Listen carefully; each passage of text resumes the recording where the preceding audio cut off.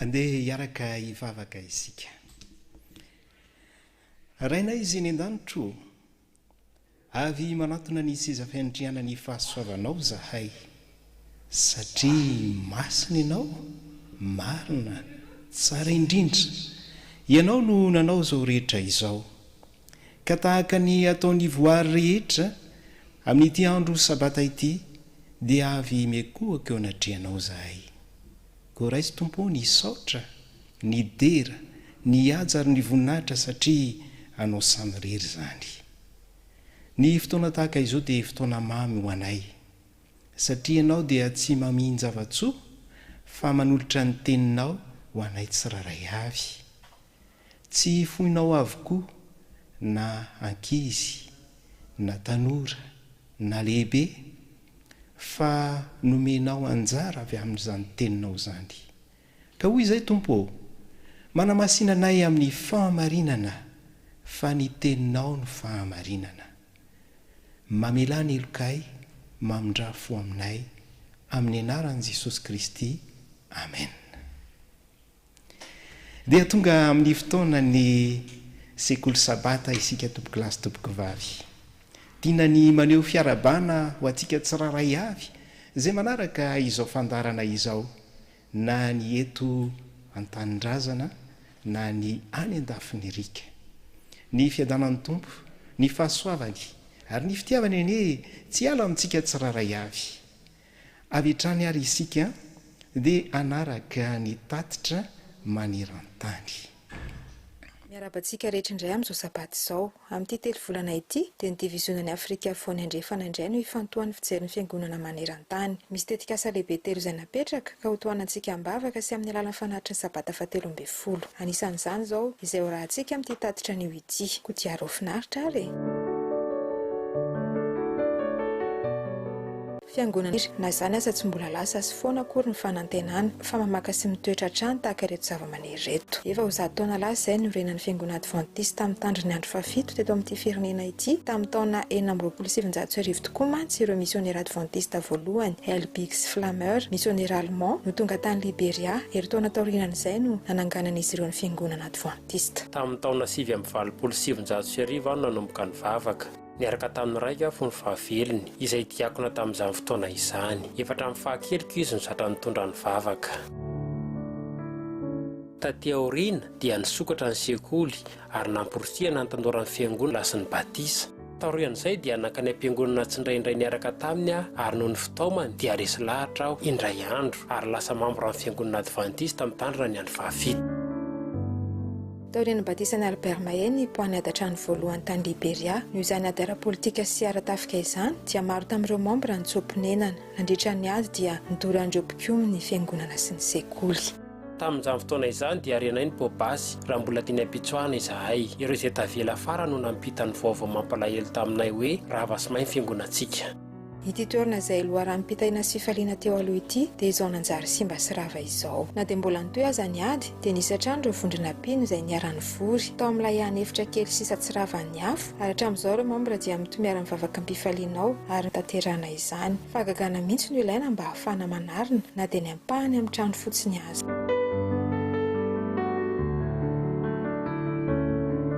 Raha nanambola aho dia nataoko na izao rery ary amin'ny fanarenana kanefa na ny membra rehetra mitambatra aza dia tsy manana fahafahana hanao izany. Manantena aho fa ny fiangonana maneran-tany dia nampy anay amin'ny fanarenana ity trano fiangonana ity. Ny fanatra izay atolotra amin'ny sabata 17 dia nampy amin'ny fanarenana ny trano fiangonana sy fananganana indray ny sekoly izay ravan'ny ady eto amin'ity toerana any Liberia ity. Mivavao an'ireo mpiray fanantenana any Liberia mba ho totokoa ny nofinofin'izy ireo. Misaotra sadiny amin'izay ho atolotra ao amin'ny fanatitra sabata 17.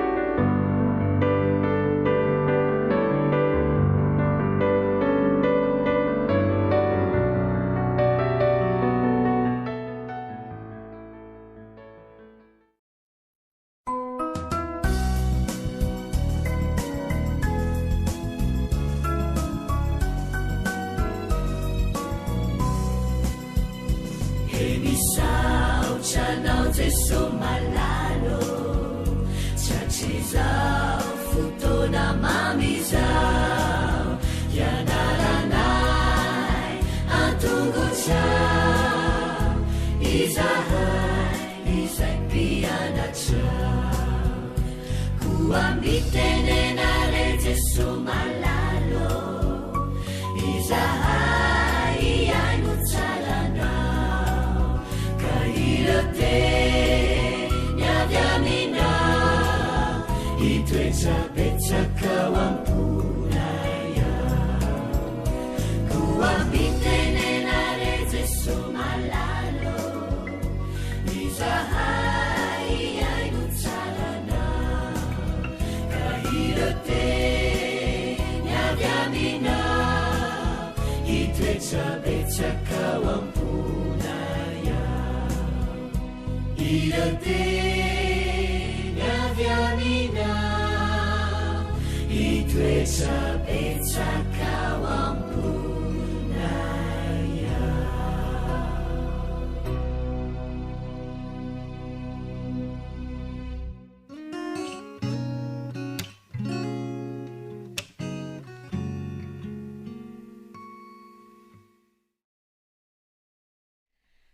tonga eo amin'ny lesona zazamanonindray tsika zao tapitra ny telo volana nazy toerana ao ary lesona voalohany efa namerina moa tsika nandritra ny herinandro lesona voalohany zao ny aina an'Andriamanitra i Samuel averina miaraka hoe isa roa telo ny aina an'Andriamanitra i Samuel tsy anjery ary miara-mamerina isa roa telo ary Samuel zaza nanao fanompoam-pivavahana tamin'i Jehova averin'Andriamandeha ary Samuel zaza nanao fanompoam-pivavahana tamin'i Jehova bravo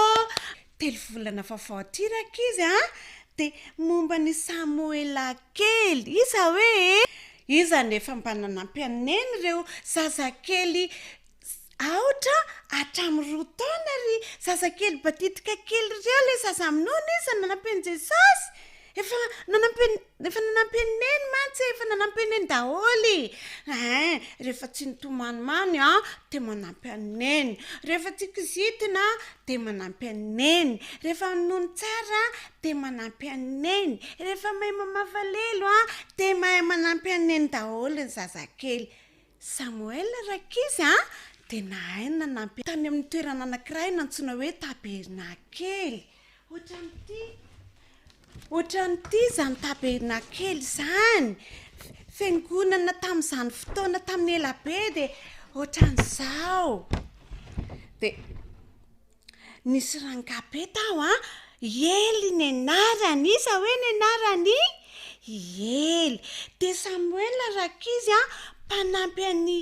Ely manao raharaha izy ao amin'ny tabernakely antongatsika hirakely aloha i Samuel kely nanompo ny tompo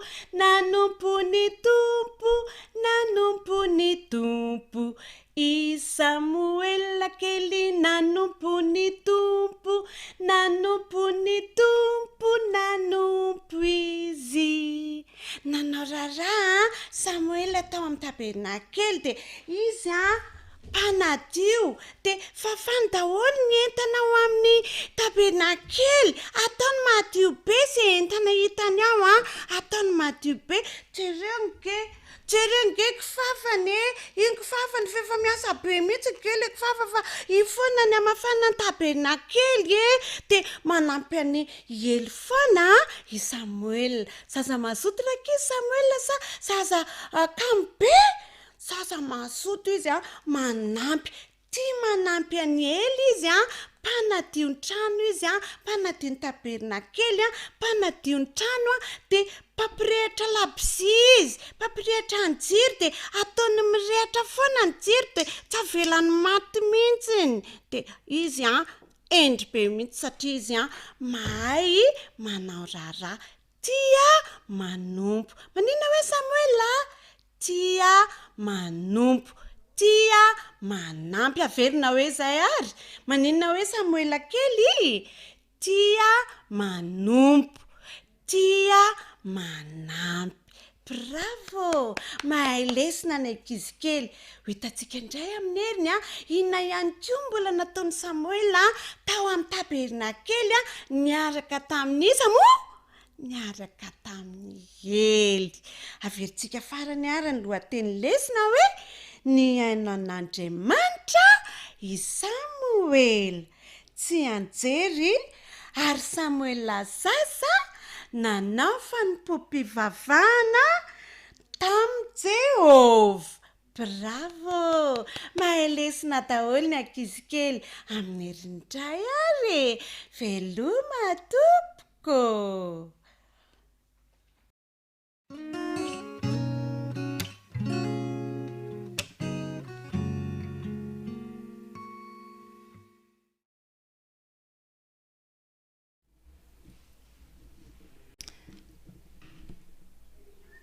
Miarabany zazabody indray sika aiza daholo ny zazabody efa mipetraka tsara daholo ny zazabody anomboka lesina vaovao indray sika rakizy dia andesika merina ilay tantarany anarantsika nandritry ny herinandro iny lesina fafiry indray ary zao tsika rehefa vita ilay lesina fahatelo amby folo tamin'ny heriny dia verina lesina voalohantsika izao dia averintsika ny lohateny lesitsika lesina voalohany lesina voaloha ilay zazalakely manokana nateraka ihany. Averina hoe ilay zazalahy manokana nateraka ihany.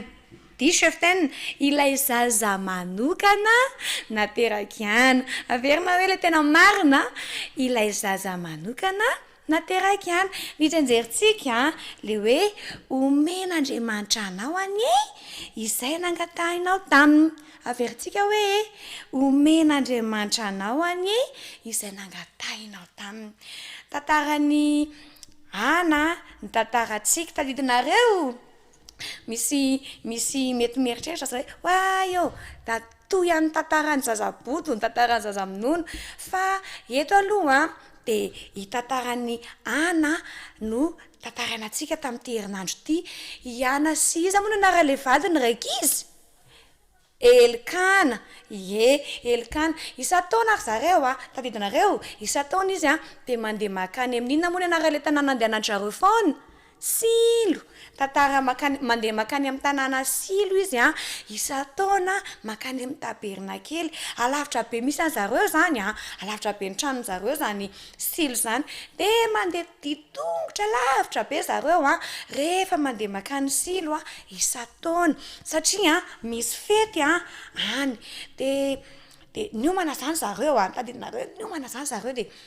nandeha nakany Silo.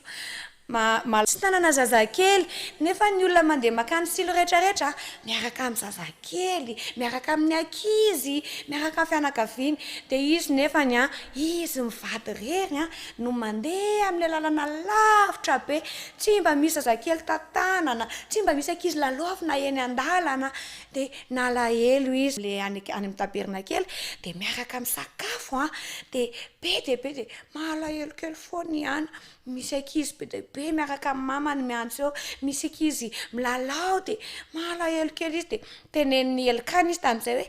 aza malahelo tsy efa faly be ve ianao manana anay aza malahelo fa aza mbola malahelo aloha. Dia tsikitsiky kely fotsiny izy fa nefa nizy nalahelo be izy tao am-pony tao nalahelo be izy. Rehefa vita ilay fisakafoanana tadidinareo hoe nandeha nakaiza amin'izay Iana? Nandeha nakany amin'ny tabernakely izy dia nivavaka dia teo izy dia ohatrany ahoana moa ilay paoziny nivavaka da samy mafy be ny tanany dia nakipony ny masony dia memenina kely teo izy tsy namoaka feo izy fa ny vavany fotsiny nahetsiketsana ohatr'izany nataony. Dia nefany tao amin'ny fony tao izy mivavaka tamin'Andriamanitra hoe raha mba omenao zazalahy kely zao Jesosy dia atolotro omeko anao izy hompoanompo anao ato amin'ny tabernakely. Tamin'izy le mivavaka iny tadidinareo hitany iza moa le nahita anazy raha naheno tsara le tantarany zazamonono teo tsika hitany Ely izy dia ozy izy hoe mamangamba ity vehivavy ity petsopetsona fotsiny molotra nefa izy tsy miteny tsy maninona izy mitomany latsaka ny ranomasina dia izy mikipy fotsiny eo dia ozy izy Ely hoe fa maninona ianao ny maminy nefa maketo amin'ny tabernakely dia niteny izy hoe tsy mamoaka tsy mamoa fa dia nitantarainy teo ny zavatra naezerana be tamin'ny ely raha zany aza matahotra fa omen'Andriamanitra anao ny zavatra izay angatahinao. Tonga dia nanina raiky izy ihany nitsikitsiky koa izy tonga dia faly be izy marina zany engany mba tena azo azany tokoa dia teto hianandray hiely indray raiky izy no nampiasain'Andriamanitra ilaza vaovao mafaly amin'ny ana. Nilaza vaovao mafaly izy satria raha nangataka zazalahy kely ihany dia ozy izy ely hoe aza matahotra fa omen'Andriamanitra anao izany zavatra angatahinao zany. Isika elo sika satria mbola tsy azontsika le izy fa zao aza matahotra fa rehefa mangataka zavatra dia tsy androany ihany no mangataka dia rapitra vao tsy mahazo dia tezitra be fa zao aza matahotra fa omen'Andriamanitra atsika ny zavatra angatahintsika. Mety tsy androany mety tsy rapitso fa omen'Andriamanitra atsika foana iny. Tian'Andriamanitra manko tsika rakizy raha ho faly tian'Andriamanitra izy raha ho faly dia omeny zavatra izay mahafinaritra sy mahafaly anazy izy. Dia ohatrany koa tsika zazabodo tian'Andriamanitra tsika mba ho faly sy tsikitsiky lalandava sy hiderin'Andriamanitra mandrakariva dia zao aza malahelo raha misy zavatra nangatahintsika fa omen'Andriamanitra atsika ny zavatra izay nangatahintsika. Andeha averintsika nitsenjerintsika tamin'iny herinandro iny omen'Andriamanitra anao izay nangatahinao taminy. Dia ny zazaboto zany manomboka izao mila mangataka foana amin'Andriamanitra. Amen.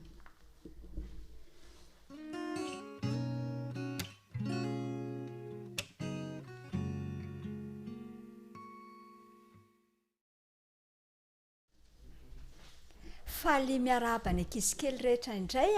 ny tenako tratra ity sabata mahafinaritra ity. Ny namanareo Janina ihany no miaraka aminareo. Ny lohahevitra voalohany amin'ity 3 volana fahatelo ity indray rakizy no andeha rahantsika mamerina. Izany dia mitondra ny lohateny hoe mpianatra vaovao. Ahoana tsara hoe mpianatra vaovao. Ny andalan-teny fitadidy dia hitantsika ao amin'ny asan'ny apôstôly. Asan'ny apôstôly toko voalohany 15. Asan'ny apôstôly toko voalohany 15 andeha rahantsika mamerina. Fa azo hery ianareo amin'ny latsahany fanahy masina aminareo ary Samaria ary hatrany amin'ny farany tany. Averintsika Andria mandeha hoe fa azo hery ianareo amin'ny latsahany fanahy masina aminareo ary ho vavolombeloko any Jerosalema sy eran'ny Jodia sy Samaria ary hatrany amin'ny farany tany. Asan'ny apôstôly toko voalohany 15. Efa mba nilaoza namana ve ianao?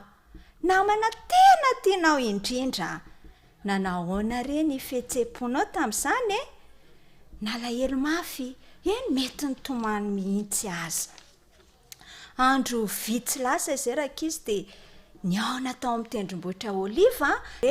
fa tsy maintsy miandry ny fanahy masina ao a Jerosalema ireto mpianatra ireto. Ary rehefa tonga hozy izy Jesosy ny fanahy masina dia io fanahy masina io nitaridalana anareo. Io fanahy masina io no ampianatra anareo ary indrindrandrindra hanampy anareo hatanteraka izay teny rehetra lazain'Andriamanitra aminareo. Taoriana kely izay nefa dia nalahelo mafy reto mpianatra reto satria nahoana re satria nandeha niakatra nakany an-danitra Jesosy. Jesosy ilay namana tena tian'izy ireo indrindra ary tiandry zareo koa. Dia tena natsiaro toa nanirery izy ireo. Saingy rehetra tsapan'ireto mpianatra reto fa mbola iona amin'ny Jesosy tsy ho ela izy ireo. Ka raha vao maraina be ny andro tamin'izay dia nisy olona 20 nivory tao anefitrano. Dia izy ireo nieritreritra hoe ahoana re no ataontsika hanatanterahana ny afatry Jesosy izay nakininy jesosy tamintsika. Inona moa ny afatra napetraka jesosy? Tsy inona rak'izy izany fa zao ny ilaza ny fitiavan'i Jesosy amin'ny olona rehetra. Ahoana ny atao? Tsy maintsy mitorytsika ho sisy Petera, tsy maintsy manambara amin'ny olona rehetra tsika etỳ Jerosalema, any Jodia, any Samaria ary hatrany amin'ny farany tany. Dia inona zany no tokony ataontsika? Tsy maintsy mitady solon'ny Jodasy tsika e. Inona ny ataontsika? Rehefa nanosika-hevitra takizay Petera dia ny rany rehetra nanaiky fa hosoloana zany anendry olona hosolon'ny Jodasy. Olona manao ahoana nefa no atao solon'ny Jodasy? Voalohany dia olona efa niara-dia tamin'i Jesosy. Faharoa olona matsapa fa tena be fitiavan'i Jesosy ary izy koa dia tian'i Jesosy. Ary zao fahatelo indrindrandrindra olona izay nahita ny asa lehibe sy ny asa maro izay nataon'i Jesosy ary resy lahatra ny amin'izany. Ary faefatra dia vonona ny anambaran'izany rehetra izany amin'ny olona rehetra. Ka dia nateo aza rak'izy i Josefa dia Matiasy no voafidy andray an'izany toerana lehibe izany. I Matiasy zao ilay mpianatra vaovao. Nofidian'i Jesosy manokana i Matiasy satria naman'i Jesosy. Isika korakizy dia tian'i Jesosy ny fidy antsika ho mpanompo manokana, ho mpianatra manokana hamita ny asan'i Jesosy. Kanefa mila mahafantatra an'i Jesosy isika, mila tena naman'i Jesosy isika. Noho izany tsy afaka ho tonga naman'i Jesosy tsika raha kamo mianatra ny tenin'Andriamanitra. Ka dia entanina zany tsika hianatra ny tenin'Andriamanitra dia haka toy izany hananantsika fifandraisana ety amin'ny Jesosy. Ka dia ho tonga tena naman'i Jesosy tokoa ny ankizy kely rehetra. Ny fanahy masina hanampy ankizy kely ka hanana an'izany toetra mahafinaritra izany ka tena ho naman'i Jesosy itsika, hitaona fanahy ho an'i Jesosy any an-danitra. Dia izay indray ny lesona atsika tamin'ity anio ity. Mirako sabata mahafinaritra ho an'ny ankizy kely rehetra. Veloma ho amin'ny manaraka indray.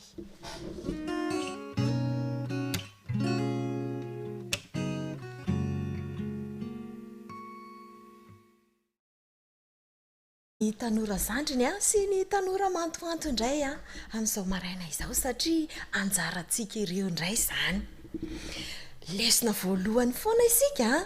satria tapitry ny telo volana iny dia miditra amin'ny lesona voalohany indray isika. Ho an'ny tanora zandriny ary aloha, lohateny sy ny tsianjery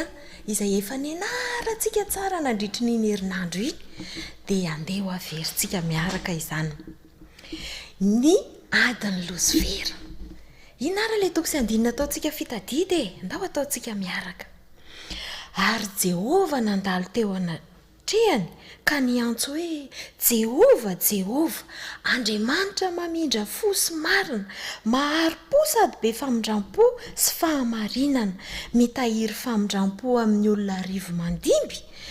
mamela heloka sy fahadisoana ary fahotana, kanefa tsy manamarina amin'ny meloka fa mamaly ny heloky ny ray amin'ny zanaka sy ny zafy hatramin'ny zafiafy sy ny zafin-dohalika. Exodosy toko 4:7-8 sy 7. Lavalava ery tanora namako. Hinarany zavatra hitantsika nandritry ny herinandro iny. Iny lesona nandritry ny herinandro iny dia nahafantarantsika ny fiantombohan'ny fifanandriana-kery izay nisy tamin'Andriamanitra sy Satana. Nanomboka zany ny ady ary izay ny netombohan'ny fahotana voalohany indrindra. Hitantsika tao anatiny iny fa ity Losifera ity dia niavinavina ary naniry ny toeran'Andriamanitra izy. Te ho tonga tahaka an'Andriamanitra izy. Ary hitantsika tao fa rehefa nandeha ilay fotoana dia nisy vokatra natsiravina teo amin'ny tenany ihany sy teo amin'izay nanara-diana azy. Hitantsika tamin'izany fa Andriamanitra dia tena be fitiavana, tsy ohatran'izay nanendrikendrehan'ny Satana azy. Lazain'ny Satana mantsy fa tena loza be Andriamanitra mamefe izy maneritery hoe tsy maintsy manao an'izao tsy maintsy manao an'izao ny anjely tsy maintsy mitandrina ny didina nefa ny anjely eny ka tokony mba hanana ny fahalalany ny fitiavan'Andriamanitra sy ny fahasoavany dia manambara amintsika fa hay tena diso ny zavatra notenen'ny Satana fa tena fitiavana izy tena mpamindra fo izy hitantsika izany fahasoavan'Andriamanitra izany fa vonona ny amela eloka ny Satana foana ny Losifera aloha tamin'ny voalohany vonona amela eloka ny Losifera nomeny fotoana izy mba hibebahana ary vonona izy ny amela izany ny atao hoe fahasoavana sy fitiavan'Andriamanitra nomeny tsara indrindra ny anjely rehetra tamin'izany kanefa moa tsy nety i Losifera dia ohatran'izany koa fitiavan'Andriamanitra antsika sy ny fahasoavana izy ny amela antsika na dia tsy mendrika izany ary sika satria rehefa nafindra ny Satana tamintsika ny toetrany rehefa ny andany taminy isika dia nanjary meloka dia hozy izy Andriamanitra hoe vonona foana indray koa nefa isika mieritreritra hoe fa maninona koa arany no misy Satana fa nga Andriamanitra nanamboatra Satana tsy i Losifera dia anjely ambony indrindra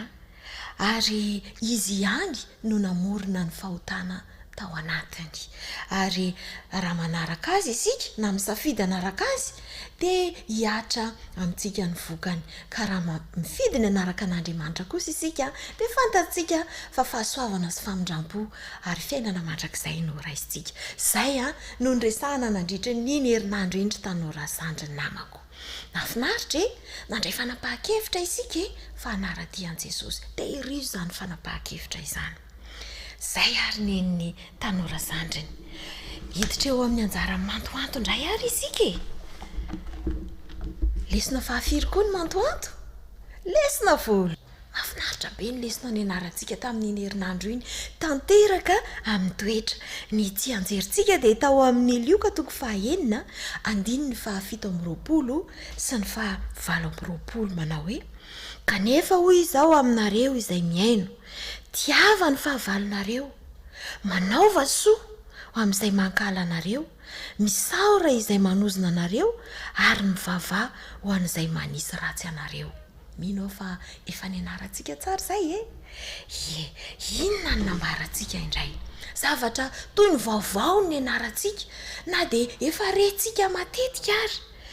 inona ny tokony ho toetra ananan'izany ponina ny lanitra izany satria isika efa teo tonga ponina ny lanitra satsy izany izay mihitsy eto tany isika fa efa miomana sahady no amin'ilay fiainana mandrakizay misy toetra be da be izay nitakiany Jesosy amintsika toetra izay nasehony tety ambony tany tsy hoe toetra tsy mety mihitsy sarotra be manatanteraka azy fa Jesosy mihitsy ny naneho anazy fomba fisainana tsy mitovy amin'ny an'izao tontolo izao tsy efa tsapantsika very tanora namako fa potika izao tontolo izao potika ny toetra ny mpiaramonina amintsika matetika ary ny ady dia be da be mihitsy ny toetra izay nampianarina antsika tamin'ny herinandro iny dia toetra izay manala ny valifaty ao anatintsika ary ny fisainana anao valifaty mihitsy aza no andeha ho foanana voalohany indrindra namantsika tany aloha toy ny Jesosy sy ireo olona hafa ihany koa mety ho sarotra ho isika misy baiko anankiray ihany koa izay nomena antsika hoe aoka ho tanteraka ianareo tahaka ny rainareo izay any an-danitra izany mety hoe sarotra ahoana ny atonga antsika ho tanteraka tahaka an'Andriamanitra tsy mety mihitsy izany kanefa efa nampianaran'i Jesosy antsika tsy resakantsika afa-tsy reto fehezanteny anankitelo ireto izay nianarantsika nandritra ny herinandro iny manahoana reny mety ho fanohizan'izao tontolo izao andreto fehezanteny reto hoe voalohany dia hoe fa nazovy no mamely ny tamaina ny takolaka ao havanana dia ahoana mety fanohizan'izao tontolo izao azy ary koa hoe kiray koa hoe ary nazovy no anery anao andeha maily iray dia inona no lazain'izao tontolo izao azy fa amin'ny fomban'i Jesosy dia hafa mihitsy miova efa nianaranareo tsara izany nandritra ny herinandro fa tsy mitovy mihitsy ny fomba fiainan'ny lanitra sy ny fiainan'izao tontolo izao mila manana risy-po vaovao sy madio isika mba ahafitatsika izany ary vitatsika izany rehefa miaraka amin'i Jesosy isika. Rehefa hitatsika ary fa ratsy izao fiainana izao, rehefa tena resy lahatra isika fa ratsy izao dia andeha hanova fomba fandeha isika. Mety mieritreritra isika hoe zoako ny manana an'izao, zoako ny mamaly fa amin'ny fahalalana ny fitiavan'Andriamanitra. Tian'Andriamanitra raha hiaina tahaka azy isika. Betsaka ny zavatra tsy maintsy le ferintsika ao anatin'izany. Nafinaritra ny anarantsika ny lesona iny mino fa anatanteraka izay fiainam-baovao izay isika tanora mantoanto tsirairay avy. Mety sarotra izany mangatan'Andriamanitra fa afaka manampy antsika izy. Mety hoe ampitomany ary indraindray. Mety hoe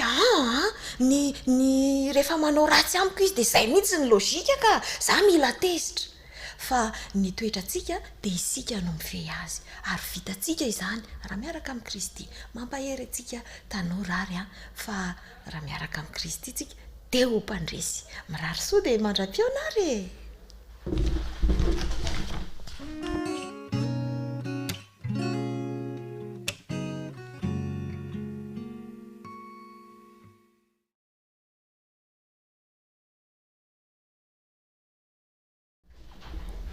efa nazatra antsika nanao kopakopa-tanana rehefa mifampiarahaba ankehitriny ka kopakopa-tanana ho an'ny tanora 5 ka hatramin'ny 7 taona. Tahaka ny rehetra dia nroso tamin'ny herinandro voalohany isika ao anatin'izao 3 volana fahatelo izao. Dia inona ary ny lohateny tsaronao ve? Izao le lohateny. Iza izao ve? Rehefa tendrena amin'ny andraikitra anankiray izay tena goavana ianao, izay tsy nisaininao sy ny eritreretinao, dia hoy ianao hoe iza izao ve? Eny ary andeha hojerentsika ny teny natao tsy anjery ao ny Jeremia toko 1:5. Jeremia toko 1:5.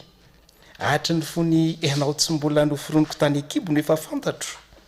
ary hatry ny fony ianao tsy mbola teraka no efa nohamasiniko sy notendreko ho mpaminany ho an'ny firenena. Ay! Zany hoe ty olona anankiray izay resahan'ny Tompo Andriamanitra ity fony izy mbola tany Ekibo, izy mbola tsy noforonina akory, dia efa fantatra ilay Tompo Andriamanitra ary notendrena ho mpaminany. Izy ary izay raha fantatrao? Jeremia mpaminany. Raha ohatra ka tonga aminao ny fanendrena amin'ny andraikitra nylazainy hoe indrisy Jehovah Tompo, indro tsy mahay mandahateny aho fa mbola zaza. Tena ohatra no sarotra zany hoe apita hafatra amin'ny olona zany, ary ny hafatra ho ampitaina amin'io hafatra mihezinezina. Dia mbola nanome toky ihany Jehovah Andriamanitra ka nilaza taminy hoe aza manao hoe mbola zaza, fa andeha amin'izay rehetra anarahako anao ianao, ary izay rehetra andidiko anao no ambaranao. Aza matahotra azy ianao fa momba anao hamonjy anao ho Jehovah. Mety mbola tao amin'ny Jeremia ihany ny fisalasalana tamin'io, fa raha ohatra ka ilay tena Tompo Andriamanitra tokoa moa no miresaka aminao hoe izao no izy, dia mbola hisalasala ve ianao? Dia hoy ilay teny ato amin'ny soratra masina hoe zao no lazain'i Jehovah: ry Jeremia, ino zao hitanao zao? Dia hoy Jeremia hoe ratsakazo mahatsiaro no hitako. Hoy Jehovah hoe marina ny ahitanao azy, fa mahatsiaro aho mba hatateraka ny teniko. Dia tonga tamin'ny Jeremia ny tenin'ny Jehovah Andriamanitra. Nahita fahitana Jeremia ka hoy izy hoe vilany mangotraka no hitako ary mitongilana mianatsiny ny vavany. Fantatsika rehetra fa ny zanak'Israely dia nizara ho fanjakana anankiroa, dia ireo fokofolo tany avaratra, ary ny tsy mety teo anatrehan'i Jehovah ny fokony Joda, izany hoe ny fanjakan'ny Joda, ka dia nanapa-kevitra Andriamanitra fa hanafay azy. Dia ahoana ary ny toyiny? Dia hoy Jehovah: hiroatra avy any avaratra ny lozan'ny jo ny mponina rehetra amin'ny tany. Satria ny hita teo dia hoe vilany mangotraka no hitako ary mitongilana mianatsimy mivavany de zao zany nyhevitra le izy hoe fa indro atsoko ny firenena rehetra amin'ny fanjakana any avaratra ho Jehova ka ho tonga izy ka samy ametraka ny seza fiandrianany eo alohan'ny vavadiny Jerosalema avokoa hamelezany mandany rehetra manodidina ny tanàna rehetra ny Joda ary ifandahatra aminy aho no ny aratsiany rehetra dia ninafozy any azy sy nandoroany didika azo manitra ho any Andriamanitra hafa sy ny ankofany teo anatrehan'ny asan'ny tanany. Ry tanora, mety aniraka anao Jehovah Andriamanitra hoe mandeha ihany ianao dia ambara ho aminy ny adisony dia mety hisalasala ianao hoe zay zavy toy hoe ny tompo Andriamanitra hoe eny e dia zavatra anankiray mahafinaritra amin'ity tompo Andriamanitsika ity dia izao hoe na dia tsy mbola ary azy isika dia efa fantany momba antsika hoy izy hoe ny tenako tsy niafina taminao fonina tao tao amin'ny afinao ka noforononao isy endrika da ambonin'ny tany ny masonao mahita na dia fony tsy mbola ary fady aza voasoratra tao amin'ny bokinao avokoa ny andro voatendry fony tsy mbola nisy na dia ray akory aza ao amin'ny salamo fa 7:30 no misy an'izany teny zany dia hoy koa izy hoe raha Andriamanitra momba antsika iza no atolotra antsika rehefa ilaza n'ilay teny zany tsika araka ny voalaza amin'ny Romanina 9:20 ary hatramin'ny faraka amin'ny 30 dia ity teny ity koa mbola mafisina amintsika tsara hoe aoka tsy isy olona hanao tsinotsinona anao no ny atandranao fa aoka ho tonga fianarana ho an'ny milo ianao amin'ny fiteny, amin'ny fitondran-tena, amin'ny fitiavana, amin'ny finoana, amin'ny fahadiovana. Timoty 1:4-12 dia ny farany rehefa tonga ianao zany ka tsy maintsy hijovo vavolombelona eo anatrehan'izay nanirahan'Andriamanitra anao haneho ny fahatsaran'Andriamanitra dia hoe sambatra ianareo raha ratsiany ny olona sy enjehany ary asiany izay teny ratsy rehetra hitenenany lainga anareo no ny amiko mifalisy miravirovo ianareo fa lehibe ny valim-pity anareo any an-danitra sa Jeremia no niraka nampanaoviny Tompo Andriamanitra azy ary ianao 10 taona ianao sa 9 sa 7 sa 8 ny rahan'Andriamanitra ianao mba ilaza amin'ny hafa ny hatsaran'Andriamanitra ary anambara amin'ny olona ny atsony ekenao ve zany fa fony mbola tsy ary ianao dia efa fantatr'Andriamanitra ary napetrany aminao zany iraka zany omba antsika rehetra ny lay Tompo Andriamanitra ary ho amasiny ny lalandava isika mifarana eo ny lesona natokana ho an'ny tanora 10 ka hatramin'ny 12 taona kanefa indray ny anjarany dia anao ny hira 410 isika la hira mitondra ny lohateny hoe efa nananao ve fanontaniana mendrika ho valiana izany mialohan'ny andraisantsika ny pasteur Andriamparantsou Ernest hitondra indray ny afatra ho an'ny lehibe.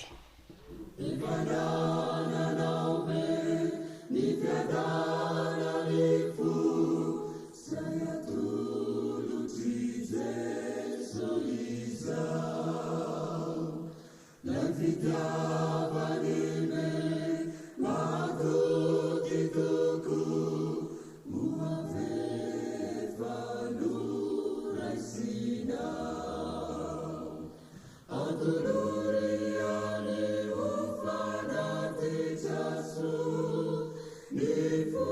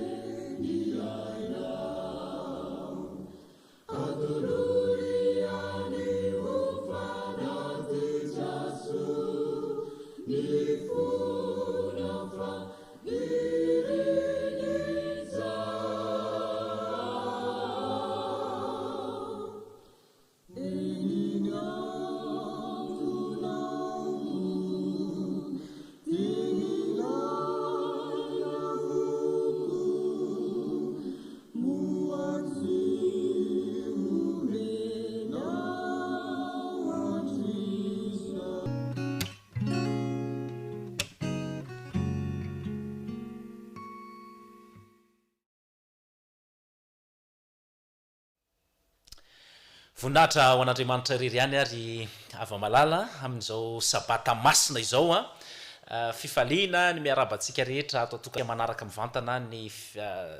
programme ny sekoly sabata zany zay isorana be deaibe reo ekipa manao ny entso zavatra amin'ny fampitanana zany atya atao tokantranotsika ato ary indrindra ihany koa manatsara ny zavatra rehetra mba azahotsika aina ao anatin'ity sekoly ity sekoly pasoavana sekoly ary atonganao ho voatefy voamboatra mba ho tonga any amin'ilay fiainana mandrakizay hiditra eo amin'ny lesony lehibe tsika zany zao ny zavatra tsara ho mariana aloha zany dia amin'ny telo volana manaraka raha sitrapon'andriamanitra dia misy zany ny taridalana vaovao ho an'ny sokajy taona 7 ka hatramin'ny 5 taona ka raha ao anatin'io sokajy taona io zany ianao 7 taona ka hatramin'ny 5 taona dia isy zany ny lesona manokana fianarana baiboly tahaka an'ireny mahazatra antsika reny zany ivoaka ary dia izay indray zany no jifaina anaovantsika commande zany fa tsy ilay lesony lehibe ntsony raha ao anatin'ilay taona 7 ka hatramin'ny 5 taona amin'ny taona zany taridalana vaovao zany lesona ho an'ny tanora zokiny zany izy io lesona ho an'ny tanora zokiny ka dia entanina zany isika mba efa mieritreritra n'izay sahady ka novoery amin'ny alalan'izany tenin'andriamanitra hoe tena tombontsoa manokana ny ananatsika anyity lesony sekoly sabata ity izay ahafahana manovoery ny lohateny lehibe zany zao dia le hoe mitona namana ho an'andriamanitra nosoratan'ny Mark Finlay izay ataontsika hoe olona manana maha izy azy ao anatin'ny fiangonatsika fa nanoratra boky missionnaire dia resaka momba ny asa fitoriana ny filazantsara mpandahateny iraisam-pirenena ihany koa moa zany ray aman-dreny zany ka dia resaka momba ny asa fitoriana fijoroana vavolombelona ny fanafana ny Kristy eo amin'ny famonjem-panahy zay zany ny tena lesona be deaibe zay ho ratovintsika ka ho arinan'ity telo volana ty zany raha mbola misy olona tsy manao asa fitoriana tsy mamonjy fanahy dia tsy hitako hoe ahoana tsony ny anentanana azy satria telo volana ianao hofanina homena formation feno amin'ny fitoriana ny filazantsara sy ataontsika hoe famonjem-panahy dia mino zany fa tena ho lasa fiainatsika ao amin'ny fiangonana izany lesona izany ka dia ny lesona zay efa eo am-pelantanantsika zany zao izay mitondra ny lohateny hoe nahoana no tokony hijoro vavolombelona nahoana no tokony hijoro vavolombelona isika io zany ny lohateny fanontahina avy hatrany zany no anombohan'ny lesona amin'ity telo volana ty nahoana moa no tokony hijoro vavolombelona ny olona anankiray ny tsy ankijery moa zany dia hitantsika eo amin'ny Timoty 1:2-7 sy ny 4 izany no tsara ka ankasitrana eo mason'Andriamanitra mpamonjy atsika izay tia ny olona rehetra ho vonjena ka ho tonga amin'ny fahalalana ny marina miteny zany tsenjeranitra fa isika zany dia miara-miasa amin'Andriamanitra amin'ny tontolo ny famonjem-panahy tsy manana diplôme ianao tsy manana traikefa ho amin'izany famonjem-panahy zany fa Andriamanitra no nifidy anao ary zay no mahatonga an'ilay izy hoe andao isika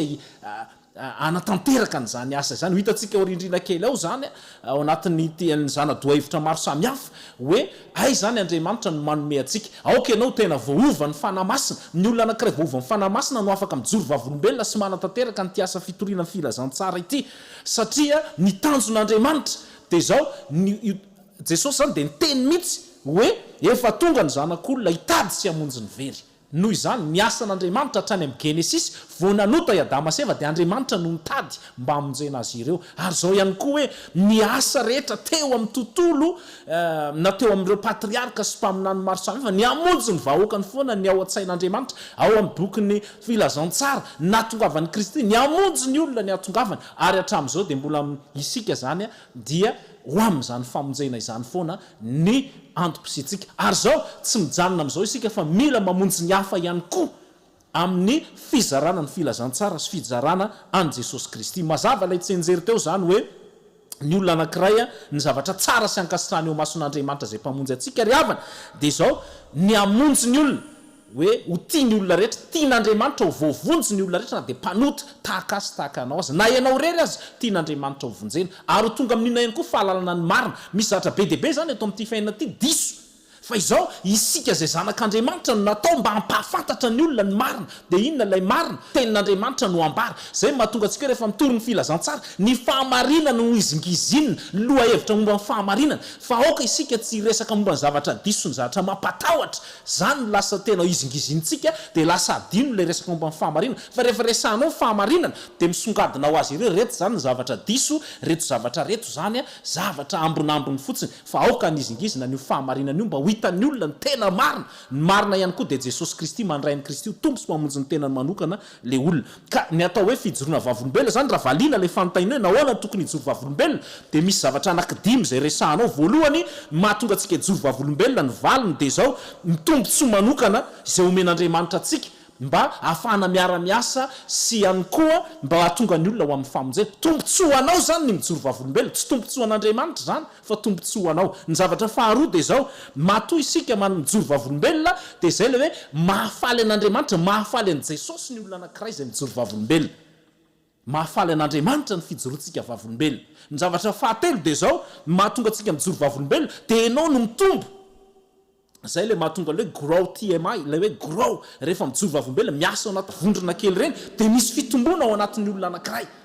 ka izay zany mahatonga antsika hoe enao tsy afaka hitombo mihitsy raha ohatra ka ao anatin'ny zavatra be deaibe tahaka ny hoe misy hazo be deaibe maniry eo amin'ny tany anankiray zay kely kokoa ny surface dia samy mitroka eo daholo ndraitra dia kely kokoa ny fitombona ary zay mahatonga an'ireny fambolena manara-penitra reny a hoe mba mielanelana le izy dia zao arakaraky ny mahirery anao manao zavatra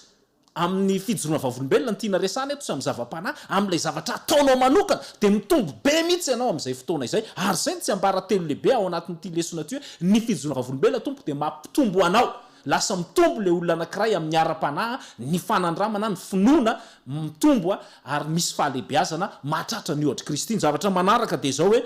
makatony baikon'i jesosy tsika rehefa mijoro vavolombelona kristy dia miteny hoe mandeha any ianareo atao mpianatra ny firenena rehetra ary koa izy de hoe rehefa mandray ny fanahy masina dia ho lasa vavolombelony kristy eran'ny jerosalema jodi samaria ary hatramin'ny farany tany ny olona anankiray zany rehefa mijoro vavolombelona dia zao hoe lasa mankatony baikon'i jesosy dia zao ihany koa ny zavatra farany hoe mahatonga antsika hoe maninona tsy maintsy mijoro vavolombelona io nge resaka fitiavana tariny fitiavan'andriamanitra ianao zany dia lasa mijoro vavolombelona ary ao anatin'izay tontolo zay no resantsika ao anatin'ny minitra vitsy mikasika n'ity lesona ity ka izao araka ny hitantsika teo zany dia manova ny fijoroana vavolombelona ary ny fijoroana vavolombelona ny olona anankiray tao hoe vavolombelona dia sady nahita no nandre nikasika tena hoe afaka miteny mihitsy izy hoe za tena nanandrana an'izany ka raha ohatra ianao ka tena nanandrana ny amin'ny kristy zay niantso anao zay namonjy anao ny fahasoavany dia zao andana zareo kristy aza kobonina fotsiny miala ny fitiavatena manomboko zao ary zay mahatonga azy hoe tombontsoa manokana ho antsika andriamanitra dia misy zavatra anakefatra izay anehoany ny voninany anehoany ny momba azy mihitsy eo amintsika zany araky ny voalazan'ny taridalana voalohany indrindra dia zao hoe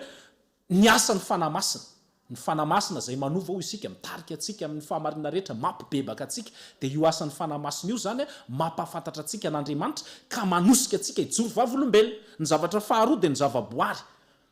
zavaboary zany dia mampianatra atsika zavatra be deaibe mihitsy momba an'andriamanitra ary rehefa mandinika ny zavaboary isika dia zao mitombo ny fijorontsika vavolombelona tena tsy hoe manapirofo ny fisian'andriamanitra akory ny zavaboary fa nisy andriamanitra fa manamatana ny sy ny sisa ka izay zany ny zavatra zay anehoan'andriamanitra ny tena ny zavatra manaraka dia zao hoe toe-javatra manokana mety misy zavatra toe-javatra manokana izay miseho amin'ny fiainanao hikasian'andriamanitra anao dia hitantsika ireo fanandramana maro samihafa raha ohatra hoe ny apôstôly paoly dia nisehon'ny kristy misy toe-javatra manokana mihitsy mety tsy fantatro mety sanatria aretina ohatra dia eo ny antsony kristy anao mety any amponja eo ny antsony kristy anao mety toe-javatra sarotra mihitsy eo ny antsony kristy any anampanaovany zany manaraka ihany koa dia zao hoe mety ny fiainana sy ny asa fanompon'ny kristy mihitsy hoe tena tsapanao teo amin'ny fiainanao ary eoka ianao tena izarany kristy hoe za tena niona tamin'i jesosy novainy ny fiainako ary dia zao mijoro vavolombelona izao reo zany no hoe tombontsoa manokana omen'andriamanitra atsika ho amin'izany famonjena izany ary dia mino isika fa tena ho tonga mpijoro vavolombelona ary zay le mpijoro vavolombelona zay mantsy ny mahatonga ny tenin'andriamanitra milaza manao hoe izay mampibebaka ny mpanota hiala amin'ny lalan'ny fahadisoany dia amonjy sy fanatsofaty sady anarina elokabe ao amin'ny bokon'ny Jakoba 5:20. Mahatonga antsika hijoro vavolombelona sy amonjy ny hafa zany, mampibebaka ny hafa. Raha vao tsy manao mitsy isika zany dia tsy afaka mibebaka ny hafa satria manarina ny fahotana maro izy izy dia ahatonga antsika ihany koa niny hiala amin'ny fahadisoana dia amlasa mamonjy ny hafa. Andao hijoro vavolombelona ry hava-malala. Tena zarao mihitsy Kristy aza mangina tsony ianao ohatra misy fanamona zany ao anatintsika indraindray tsy te hilazany amin'ny Kristy. Mona any anaty taxi be, mona anaty taxi brosy, mona eo amin'ny salle d'attente, mona noho izany ialantsika zany fanamona zany. Andao hizaran'ny Kristy joro vavolombelona manomboka izao. Fa izay rehetra miantso ny anaran'ny tompony hovonjena ka mba hatonga antsika voavonjy, andao hiantso, andao hiresaka, andao hilazany amin'ny hatsarany zany Jesosy Kristy zany. Andeha isika hanao zay hafaly an' Jesosy. Zay le zavatra faharoa. Raha toa ka antanina tokoa ianao zany ao anatin'ny tontolo andro, ino nanahoana ny journée anao androany, dia mety milaza ianao nafinaritra, tsy haiko zay mety firesaka eo zany rehefa hariva ny andro. Fa raha Andriamanitra no antanina dia mahafinaritra any voalaza ny taridalana, tena mafy tokoa amiko ny tontolo androandroany satria nitomany noho ireo olona mitsopinenana mangatsika zaza mitomany tena malahelo mihitsy mifoko mahita n'ireo olona hiara ny herisetra, ireo olona tsy manako hoanina. Andriamanitra nanahoana ny journée anao androany dia ahita izy hoe tena be dia be ny alatra, ny vonon'olona, ny foara-pefy isan-karazany dia zany ny alahelin'Andriamanitra ry havana. Dia ozy ny lohateny hoe andao ampifaly an'Andriamanitra, ny zavatra mahafaly an'Andriamanitra dia reto zavatra reto hoe tena ny resaka momba ny famonjem-panahy. Io ihany rehefa mijery ao amin'ny ny Jaona 5:12 isika very, rehefa hita ilay farantsakely very, rehefa hita ilay zanaka adala dia nisy fifaliana, ary zay nahatonga ny Kristy hoe fifaliana lehibe tsy miola nisy toy izany any an-danitra noho ny amin'ny mpanota izay mibebaka. Ka izay mampibebaka ny mpanota fifaliana ao an'Andriamanitra izany. Rehefa manjoro vavolombelona isika dia mitombo ry havana, ary zay mahatonga ny hoe aoka isika tsy ho tahaka ny ranomasina maty, na zay fotsiny aza ny tadidinao androany, aoka tsy ho tahaka ny ranomasina maty. Ny ranomasina maty ny faritra iva indrindra, mampiditra n'ireo karazana rano avy any amin'ny toerana maro samihafa izy ary dia be loatra ny tahany sira ao anatin'izany ranomasina, tsisy zava-mananana velona. Ka izao ny kristianina zay tsy mizara, tsy mijoro vavolombelona, tsy mizara ny Kristy, tsy mitory ny filazantsara dia milaza aminao fa tahaka ny ranomasina maty izany, tsisy zavatra velona ao anatiny. Ka manomboka izao raiso Kristy mijoro vavolombelona, fa manomboka izao ianao dia izao hoe misy ny rano velona te hizara ny Kristy ary tsy maty tsony ny ara-pananao. Raha tianao no velona ara-panahy, azakinina amin'ny hafa hoe matimaty ato, tsy velona tsara ty fiangonana ity, matimaty ty fiangonana ity, tsy mahazo aim-panahy, ianao mihitsy misy problème satria mila ono ny rano velona ao anatinao ary dia mitombo le olona amin'izay fotoana izay. Mankatony baiko ny Kristy isika rehefa mijoro vavolombelona. Ny tenin'ny Kristy dia milaza hoe mandehana ataovy mpianatra ny firenena rehetra, andeha isika hizara ny Kristy. Fa izay ny tena zava-dehibe any amin'ny jentilisa, an'ireo zay mbola tsy nahalala, tsy mikely soroka mihitsy ny mpanentana rehetra, andao hitory ny filazantsara, mandray sanjara, fa mampitombo anao zany ary manaraka mibaiko ny Kristy zay rehetra manao an'izany. Ary zao hoe anisan'ny zavatra lehibe indrindra mitarika anao eo amin'izany asa fijona vavolombelona izany dia ilay tsenjery hoe tianao ve ny hamonjy ny olona rehetra, tianao ve mba tonga amin'ny famonjena ny olona, tianao ve ny halala ny fahamarinana. Ianao zay milaza azy manana ny fahamarinana kanefa miobona fotsiny dia izao lasa miaro fotsiny an'ilay finoana sy ny sabata sy ny zava-padiana isika, fa tsy mizara ny fitiavan'ny Kristy. Ka aoka tsy ho défenseur isika fa aoka ho attaquant manomboka izao. Farany dia izao tariny fitiavan'Andriamanitra isika, fitiavana no baiko ny zavatra rehetra. Ary Paul dia milaza an'izany ombieny, io ny tena lehibe indrindra dia ny fitiavana. Ary na ny teny baiko ny tanora aza zay tokony ho raisintsika rehetra dia ny fitiavan'ny Kristy no manery anay. Tsy ho tereny ianao manomboka izao hijoro vavolombelona sy ianao asa fitoriana, fa raha mbola tereny ianao mbola tsy tanteraka ao amin'ny fitiavana zany. Mandehana mijoro vavolombelona, mandehana zarao Kristy, aoka tsy ho sakanana mihitsy zay mahita irika ao anatin'izao arety mandringana, ao anatin'ny rivodoza, ao anatin'ireny korotana maro samihafa eto amin'ny fiainana, dia mbola angina ve isika zay mahita irika rehetra. Mandehana tompoko, raha mbola raisin'ny olona ianao mandehana. Fa atao ahoana indray mijoro vavolombelona, efa sady tsy misokatra ny fiangonana, ianao mbola tsy mizara Kristy. Raha mahita irika ianao sady manaraka fepetra, ataovy zany, fa izany mety amintsika mba hatanteraka nyity leson'ny sekoly sabata ity hoe mijoro vavolombelona ao anatin'ny toe-javatra sarotra rehetra. Ny tompony ampahery ianao ary mahereza indrindra amin'ny fijoroana vavolombelona sy ny fizarana ny Kristy. Aoka hiala ny fahanginana fa Jesosy no anampy anao amin'izany rehetra izany hiditra eo amin'ny fanangonana ny fanatitra isika atao tokantrano ato mino fa nataonao ampamatorana izany ary ao anatin'izay dia isy hira anankiray eo atongotra ao Jesosy 790 700 ny lesona zay ny hira zay ho ataontsika ary dia isy vavaka ho tononona ao anatin'izay zany no anangonantsika ny fanatitra atao tokantrano ato.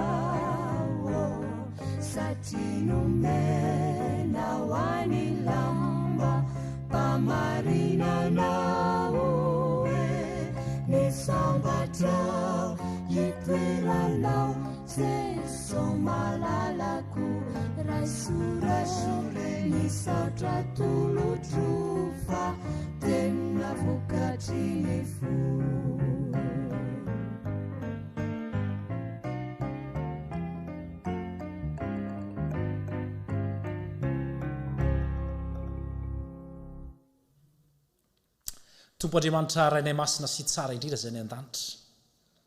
misaotra anao satria mahazo tari-dalana vaovao indray zay fanentanana amin'ny fandraisana anjara amin'ny fitoriana ny filazantsara misaotra noho ny aingam-panahy zay nomenao ny mpanoratra ka tonga anay rehetra voentana ane zao lesona izao mandritra ny 3 volana mitalao manokana aminao atompo na dia ao anatin'ny fiboana aza izahay dia omeo anay ny lalana rehetra ahafahanay mijoro vavolombelona sy mizara ny Kristy ho tonga martiora mihitsy satria nidika teny fototra nazahoana ny fijoroana vavolombelona dia izany mihitsy mba ho martiora anao zay Kristy ao ka hanaraka ny fepetra rehetra nefa manoloana an'izany fijoroana vavolombelona sy fitoriana ny filazantsara eny amin'ny tanàna eny amin'ny isam-baravarana eny ary ampio izay mba hanana rispo tanjatsaina arovy izahay rehefa mizara anao Jesosy eny amin'ny toerana maro samihafa eny esory ny toe-tsaina fanakianana fotsiny nefa tsy mahavita akory be deaibe ny olona tsy mahavita sady tsy mandeha kanefa dia manakana sy mikiana tompo malalo reseo lahatra hovay amin'ny alalan'ny fanahy masina mba ho tena amita ny asa ao anatin'izao krizy zay misy eto amin'ny tany sy ny firenena rehetra izao dia apetraka fenopelantananao tompo ny asanao zay ataonay enao mihitsy no aoka anampy anay amin'ny hery rehetra avy any ambony ahafahanay mizara arak'izay azo atao ka ho be deaibe no anaiky an' Jesosy Kristy sy tonga amin'ny famonjena ary alala ny fahamarinana vokatry ny asa fitoriana zay zavatra rehetra ampiasaina mba hitoriana ny filazantsara na mipejy voasoratra zany na amin'ny alalan'ny aino amanjery zany dia inonay fa aomby ka ho voninahitra ao ny fotoana rehetra zay andeha eto naizanaiza toerana ivoriana dia aoka ho feno ny fanatrehanao ary ahitanay tanjam-pinoana tanjakara-panahy amin'ny anaran'i Jesosy Kristy amen. Eny ary ava-malala dia izay indray ny fiarantsika tamin'ity androany ity mankasitraka ny ekipan'ny sekoly sabata isika mankasitraka ihany koa ny teknisianina nampitan'izany fandarana sekoly sabata izany iroso tsy hoela ho fanompoam-pivavahana isika aoka hifantoka tsara noho ny fahasoavan'Andriamanitra dia mametraka ny veloma mandra-pitafa amintsika rehetra indray.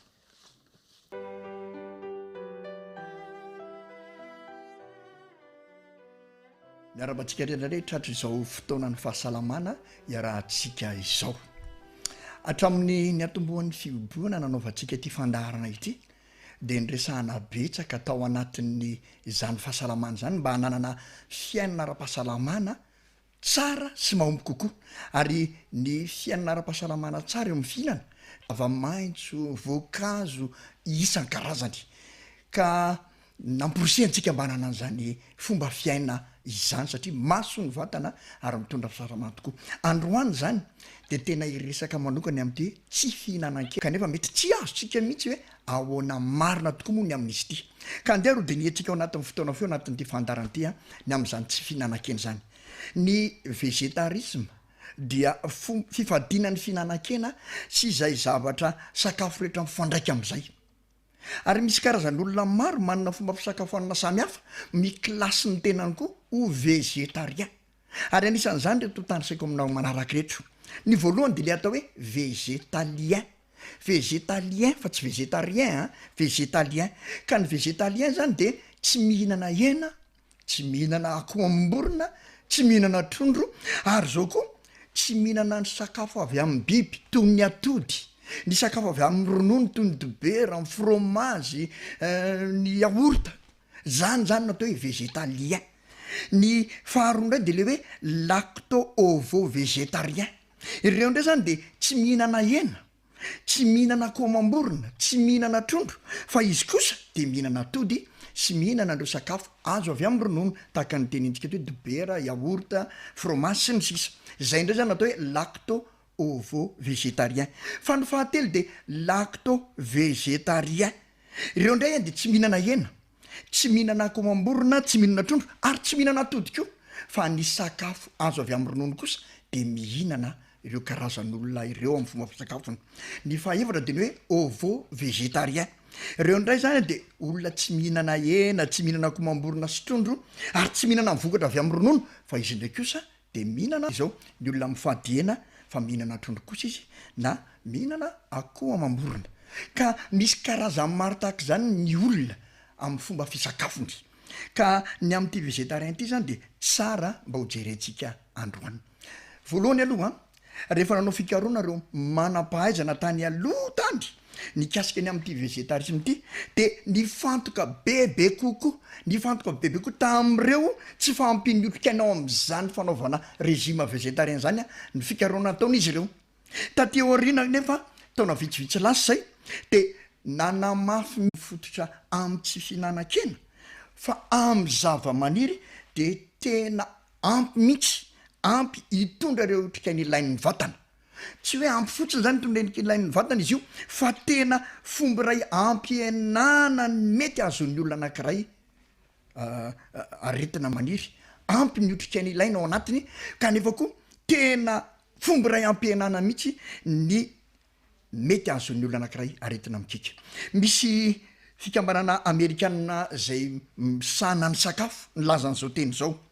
ny sakafo tsy misy hena voarindra araka ny tokony ho izy mariko tsara le teny hoe voarindra araka ny tokony ho izy tena mila marina zay satria tsy hoe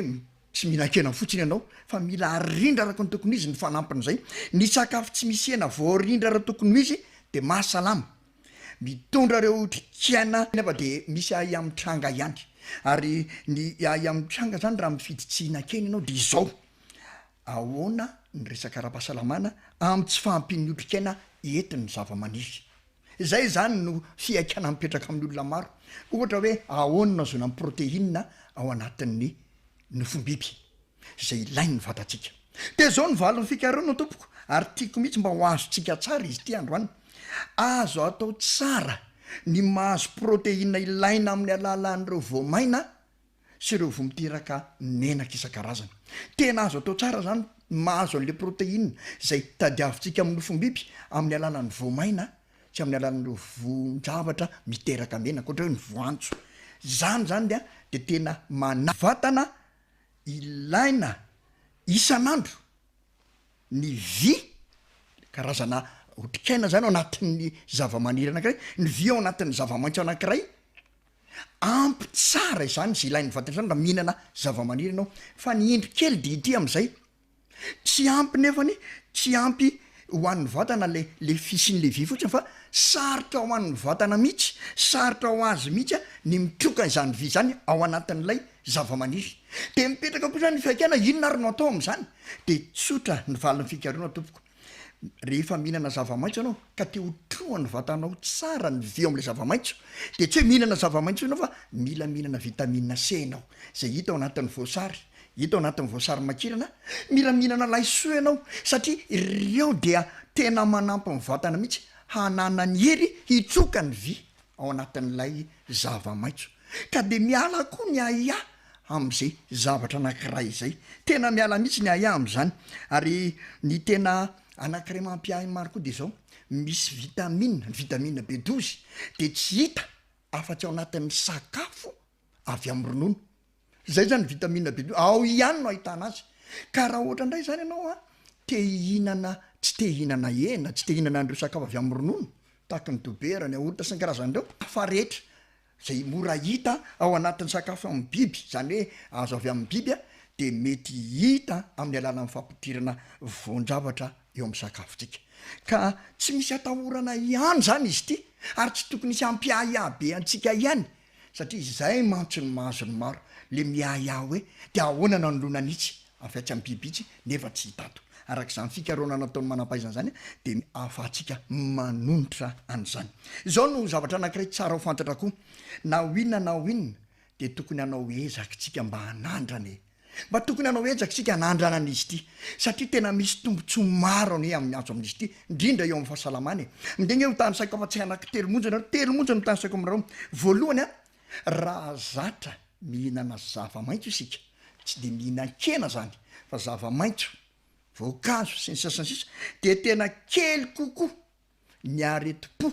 mety hahazo atsika mazana ny areti-po ankehitriny betsaka ny olona marary fo ankehitriny raha ohatra anao zany ka mifidy mba tsy hihinan-kena de zao kely kokoa zao moa de malaza mihitsy ty mandindy manao kely inona avy le aérobika sy ny karazany fa raha zatra mihinana zava-maitso sy mihinana voankazo ianao de tena manampy anao be deaibe tsy ho anana tavetsana diso tafa ohatra izany fo fa raha mihinan-kena ianao de mety mandeha am'izany mihitsy ary ny farany de zao ny olona tsy mihinan-kena de tena ambany de ambany ny tany mety azahoany olona io ny mamiadany tsy nay be tena mety ambany de ambany noho izany de tena tombontso maro mihitsy fa reo teloreo ny tany saiko anareo am'ty androany ity ary ireo no amporosena antsika mianakavy mba hanao ezaka goavana eo amin'ny fiainana hanandrana tsy hinan-kena ka nefa tompoko de tsara marena ihany fa rehefa hanao an'izay ezak'izay ianao de tena tsara kosa no manao ezaka manokana amin'ny tenanao mba hanaovanao sakafo rehefa hijanona zany anao tsy hihinana sakafo misy hena de hanaovanao sakafo solon'izay ho sakafo mifandanja tsara ho sakafo feno otrikaina ary ho sakafo matsiro tena ilaina mihitsy zany manao an'izay rehefa hifidy tsy hinan-kena zany ianao zatra ny hinana nofombiby ianao teo aoka ny sakafonao ho feno otrikaina ary indrindraindrindra aoka ny sakafonao ho matsiro izay mantsy ny mahavoa rehefa tsy mihina-kena intsony ny olona adinony izay resaka tsiro izay le mifandanja tsara moa de zao hoe aoka mihitsy ho tena hodiniana tsara amin'ny isan-karazany araky ny lokony sakafo hoanina fa tsy hoe vokatra ny sosety maraina sosety atoandro sosety ariva ohatrany hoe manao conjugaison sosety zay sosety ty sosety ololeo vetivety any ianao e de iverina amin'ny eny aoka isy ny otrikaina rehetra zay tena mahavelona ary asaina mihitsy ianao am'zany mba hamaky boky e asaina ianao anatina reny tompona andraikitry reny mba hafantatra hoe inona ny otrikaina anatin'ity sakafo ty hoe raha vitamina A ao amin'ny karoty raha ny vitamina C ao amin'ny voasary makenaka ilaina mihitsy ny mianatra an'zany fianarana foana ny eny fiainana e ka de asaina anao nao an'zany ny fahatelo de miresaka tsiro tena matetika ny mahatonga ny olo amverina mihinan-kena indray de le tsiro satria ohatra ny tsy hitany tsiro le tsiro nefa azo atao tsara izany tsiro zany ny faefatra aza de ity koa aoka mihitsy ary ty tsy mahazatra antsika malagasy a aoka mihitsy isy endrika ny sakafo aroso eo ambony latabatra aoka mba tena isy endrika mihitsy aoka ny masinao no mihinana voalohany izany sakafo zany zay vao manandrana ny lelanao sy ny vavanao ary mampidina azy any amin'ny vatanao fa tena indraindray ange de tena manahirana mihitsy ohatrany hoe tefotefo maika ny sakafo ataontsika ambony latabatra ndray de varo be akotry roa be midabibaka aiza mono azy atsika azotominana zany fa ataovy manitsy izy de ajanona ny eny fa ny solony rehetra kosa de mifandanja tsara misy ny otrikaina ilaina rehetra ary mifandimby zany otrikaina zany matsiro ary maty hinana sy maty hitelona tokoa amin'ny atsarany koa manasanao tsy misy fanerenana kely asa fa fanasana no atao andao anao ezaka goavana fantatrao ny tombontsoa azo amin'izy ity fantatrao ny ezaka tsy maitso tanterana kely fa rehefa anao azy de andao anao ezaka eo ambany fitareny fanahy fa tsara kokoa ny tsy mihina-kena no ny mihinana ary mahasalama kokoa ny manajanona nena fa mihinana ny zava-maitso sy ireo legioma isan-karazany mihinana ny voankazo isan-karazany araky ny loko isan-karazany tena zava-dehibe mihitsy amarana ko azy ary de izao de oresana aminao ity lazainy madame moity ity boky zay nysoratany ao am'le constellation diet and foods takila faharoa sy efajato dia ho hitanao fa tam'zany fotoana zany madame moity de efa niresaka ny amin'izy ity zao ny vakiny raha nahazo tombotsoa amin'ny fampanarana pony fitiavana sakafo avy amin'ny nofony biby aho de ho tsy nanao zao antso zao taminareo mba mifahasalaman'ny vatana ny sakafo avy amin'ny nofony biby ka tokony hianatra ny velona tsy misy izany isika misy olona mitoetra am'toerana zay ahafana manaraka sakafo tsy misy biby ka nefa mifidy ny hanaraka zany eo amin'ny olafiny io ka de mihinana sy misotro ak'izay faniriny hanimba tsy kelikely any olo io zany noho izany toko isy fikarakarana matotra rehefa iovy sika tsy hinana nofim-biby fa hinana zava-maniry aoka mihitsy mba tena isakafo vaomana tampaindrena sy tsara nahandro eo ambony latabatra zany ary notsorata amin'ny madame moity ko dia samby hotain'Andriamanitra sika atreo indray ny androany maname fotoananao indray amin'ny manaraka misaotra tompoko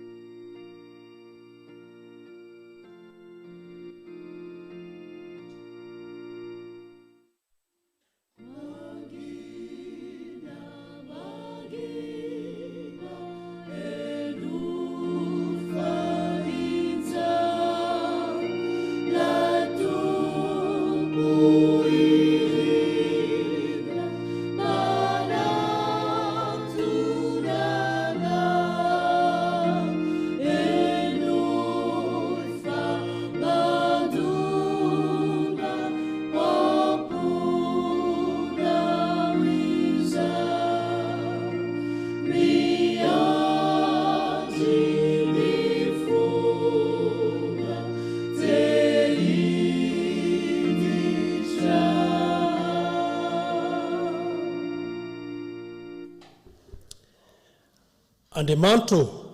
Andriamanitra mangetaetanao ny fanahiko maniry anao ny nofoko eto amin'ny tany maina sy mangetana tsy misy rano toy izany no nijereko anao tao amin'ny fitoerana masina ahitako ny herinao sy ny voninahitrao fa tsara noho ny aina ny famindraponao ny motro hideranao toy izany no hisorako anao raha mbola velona koa aho amin'ny anaranao no anadratako ny tanako toy ny vokotsoka sy tavy no avokisan'ny fanahiko ary amin'ny molotra falifaly no hiderako ny hideran'ny vavako anao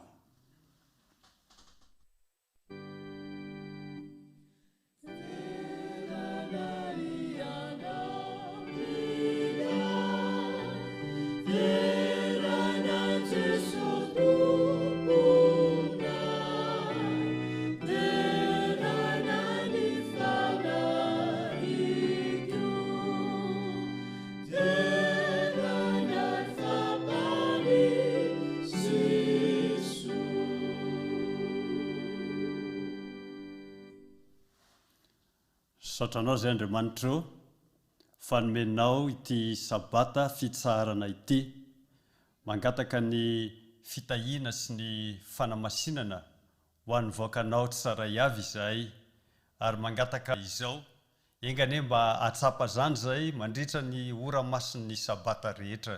amin'ny anaran'i Jesosy no angatahanay zany vavaka izany. Amen.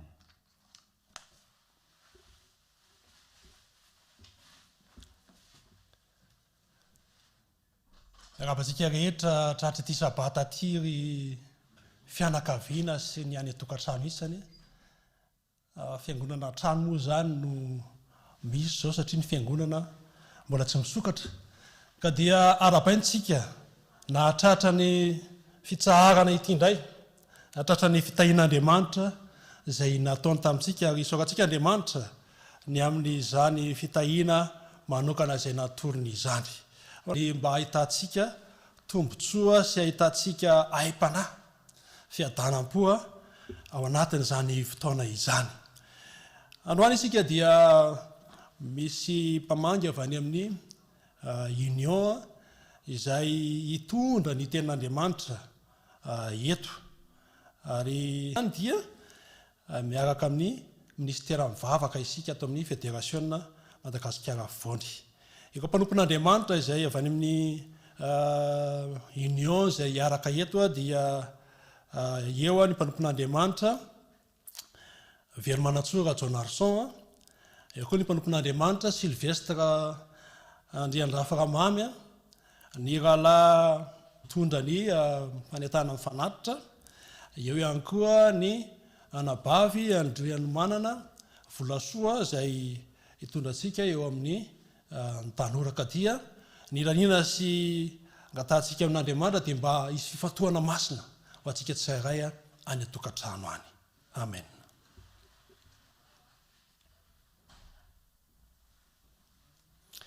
Eny ary mba ahafahantsika mideran'Andriamanitra dia andeha ataontsika ny hira fa 5:700 hira fa 5:700 sambatra izay mitoetra ho ataontsika amin'ny feo mafy ataovy manakoako hoe ny manodidina fa misy fanompoam-pivavahana ao tokantrano.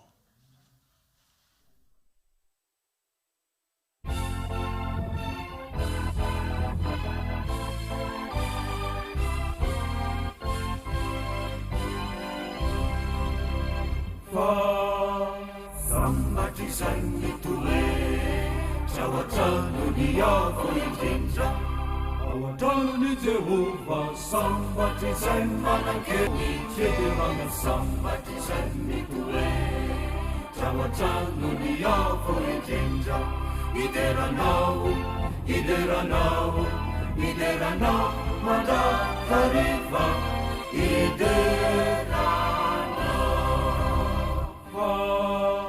sambatry izay mitoetra ao an-tranony avo indrindra ao an-tranony izay manan-kely fotiny ao ambony federana sambatry izay mitoetra ao an-tranony miavo indrindra ideranao manaka rehefa iderana sambatry izay manakery avy aminao ry avo indrindra sambatry izay mitoetra ao amin'ny avo indrindra masoandrony anao miaroazy sady wapingany ko masoandrony anao miaroazy sady wapingany ko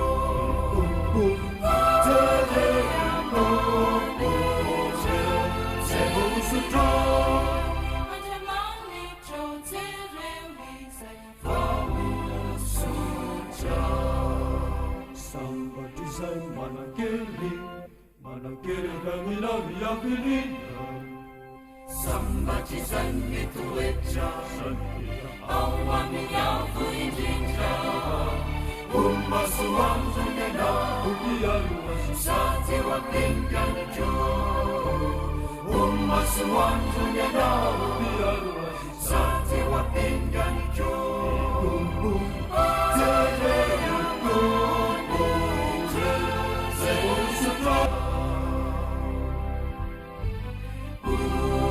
Maswaju sapinganenao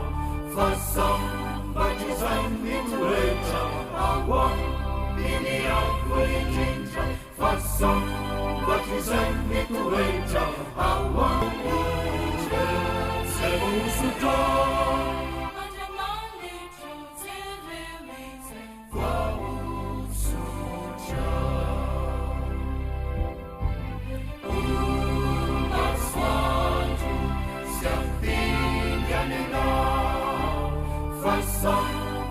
Fasambati zaimituecha Awa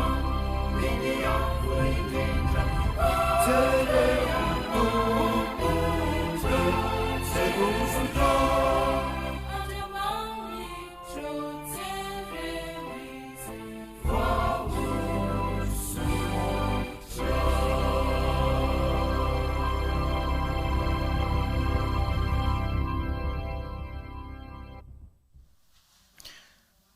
andray ny soratra masina isika andray ny baiboly ho atsika ao an-trano raha afaka mandoalika rehefa vita avy eo ny vaky teny dia afaka manao a fa manasantsika andray ny baiboly voalaza amin'ny oabolana toko fahatelo andiny fafito ambiroapolo oabolana toko fahatelo andiny fafito ambiroapolo dia rehefa avy eo a ny romanina toko faharoambin'ny folo andiny faharoa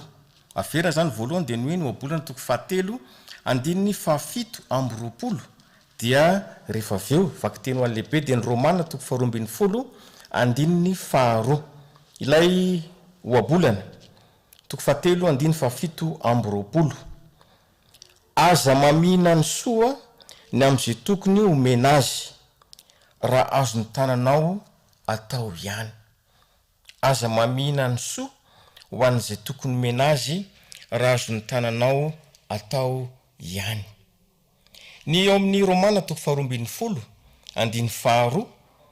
dia izao ny vaky teny aminaran'i Jesosy aza manaraka ny fanaon'izao tontolo zao fa miova amin'ny fanavaozana ny saina amantarana ny sitrapon'Andriamanitra dia izay tsara sady ankasitrahana no marina hotahirany ny teny hitondra soa ho atsika rehetra iroso amin'ny vavaka mandoalika isika ho atsika ao an-trano afaka mandoalika dia mandoalika iroso amin'izay isika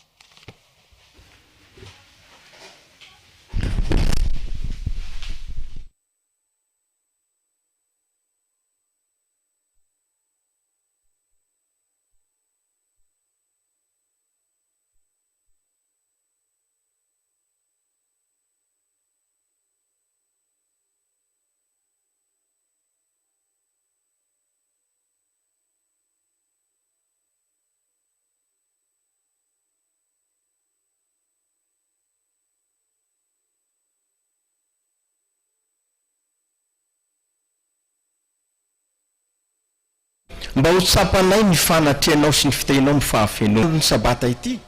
dia atsapanay fa aminaran'i Jesosy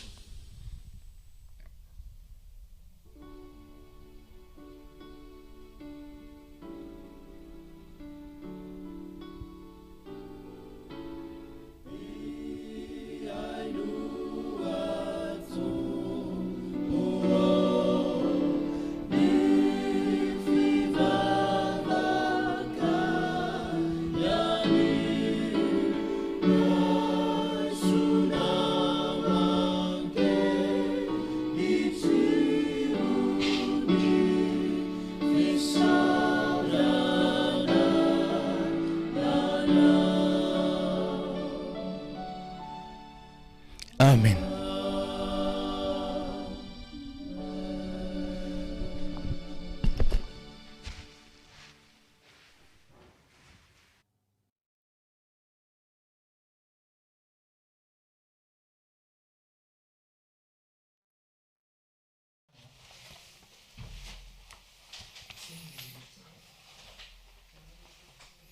tonga eo amin'ny fanompom-pivavahany fanatra sy ny ampahafolony itsika izao.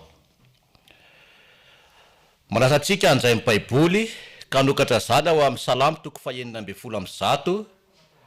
ny andininy 2:20. Salamo 1:100 andininy 2:20. Zao ny teny aminaran'i Jesosy hoe: inona no avaliko an' Jehova no ny soa rehetra nataony tamiko. Raha mijery ambonitsika dia hoe fisaorana nataony izay saiko maty. Fiainantsika dia mifamaovao eo ny tsara sy ny ratsy. Kanefa matoantsika mbola tratry ny sabata dia soa avy amin'i Jehova izany, fitahiana avy amin'i Jehova izany. Zany hoe raha tsaina iray tokony ho tsapantsika dia ny toetsain'ny fahatsapana ny soa nataony Jehova taminao. Mila tsapanao zany hoe inona ny soa nataony Jehova taminao, ary rehefa aorianan'izay dia kan Jehova no ny soa rehetra nataony tamiko. Misy pastor adventiste efa nodomandry izy fa manoloana izay soa izay dia navita namorokiry izy ao amin'ny firana adventiste laharana 200 manao hoe inona ny tianao Jesosy mba hatolotso anao. Zay nitondra lasa Yesu no ny fitiavanao. Dia tany isainao daholo hoe moa vola, arena na talenta, fa izy hoe moa azonao ekena sady hadiavinao ny fo. Alohan'ny irosotsika amin'izany fanompom-pivavahana amin'ny toerana izay misy anao any, mba handinika ny soa nataon'Andriamanitra taminao. Ao anatin'ny segondra vitsy, ary rehefa vita izany dia manasanao hanonjika ny lohanao. Fa hoentsika mbavaka izany, izany fanatitra vokatsy ny soa nataon'Andriamanitra taminao izany. Iara hivavaka isika. Andriamanitra, misaotra anao izahay, satria noho ny famindraponao dia mbola velonay ny izahay. Noho ny soa rehetra nataonao taminay dia voaro izahay noho ny arety mandringana maro isan-karazany. Ka noho izany no nahatonga anay amin'izao toerana izao. Onao koa dia afaka manolotra ny fanatitra sy ny ampahafolony izahay. Ekeo izany Andriamanitra, avita be amin'ny asa fitoriana ny filazany tsara amin'izao andro farany izao. Tononay mivavaka aminarinao Jesosy. Amen.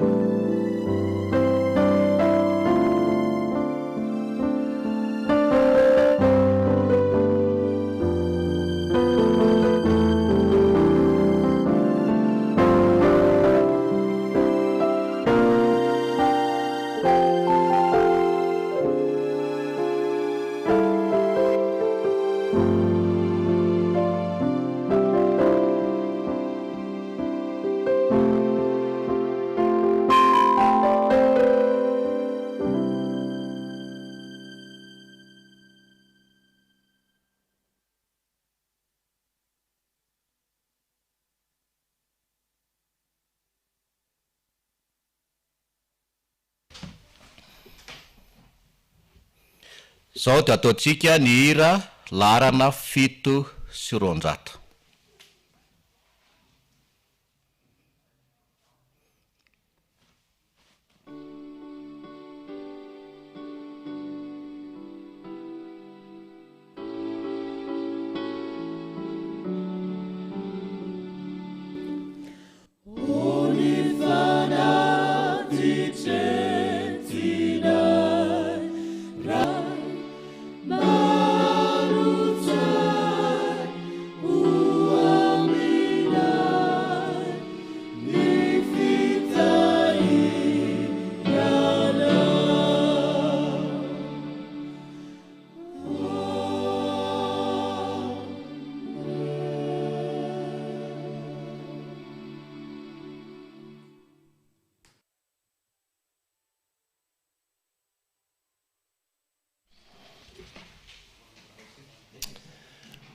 tonga amin'ny fotoana nataterahana ny anjarany ankizy isika dia ny torteny a izay oentin'ny anabavy izany ary ialohavan'ny hira ray malala oa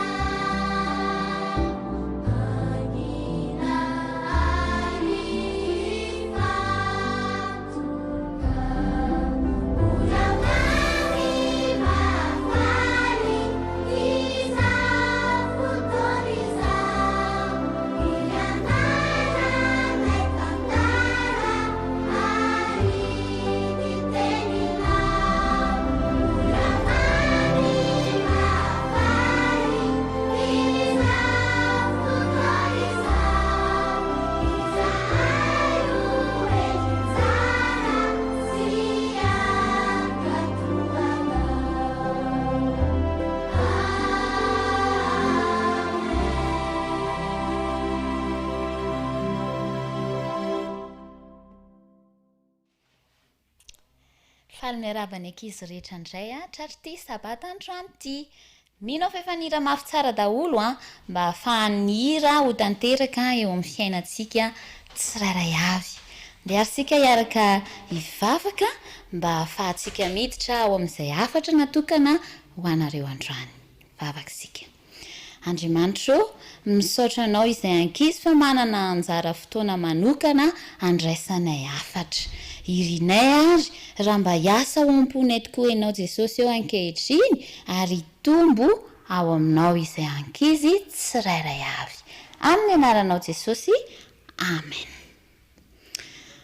Androany ankizy ny tantara satria tantara indray no angalana afatra ho antsika dia mitondra ny lohateny hoe ity tanako ity. Ahoana tsara hoe ity tanako ity. Asaiko hoe ny ankizy mba samy hijery ny tanany hoe manahoana ny fahitanareo ny tananareo? Efa hita? Ie. Ny iarahantsika amin'ny resaka androany dia manao hoe ity tanako ity. Misy tantara iray ary hoentiko anareo dia araho tsara. Tantarana ranamana anankiray izay tia mangaro paosy mandrakariva ary amin'ny fotoana rehetra dia ataony ao paosy foana ny tanany raha ohatra ka misy olona zany mba tokony omeny fanampiana dia aleony atao ao paosy foana ny azy ny tanany. Indray andro misy ankizy vavikely milalao lasa ny rivotra mibaloma tena tanany ary nandalo teo amin'ity ranamana ity fa ataony any am-paosy foana raka izy ny tanany dia mangahay fotsiny izay rehetra tokony ampiny. Misy zao olona milatsaka votsitra ny entany dia mandalo eo amin'ity ranamana mpanao tanana positiva dia lalovany fotsiny fa tsy avoakany mihitsy ny tanany ary na eny amin'ireny mpangataka ireny ary tsy mba avoakany ao am-paosy ny tanany'ity ranamana ity. Fa indray andro raha hiampita rabe izy dia nisy nandray ny tanany ay bebe anankiray ny tonga teo aminy ary te ho tantanany mba hiampita arabe ka rehefa tonga eny amin'ilay toerana fiampitana eny amin'ilay misy tsipitsipika eny amin'ny arabe ireny raka izy teo le bebe ny nandray ny tanany. Ity ranamany ity raka izy tsy mieritreritra akory hoe hanampy amin'ny bebe fa mbola ao am-paosy foana ny tanany fa i bebe no nitazona ny tanany. Misy fe-potoana raka izy ny miampita arabe ary rehefa tamin'ny fotoana anankiray hoe tapitra ny fotoana fahana miampita ny arabe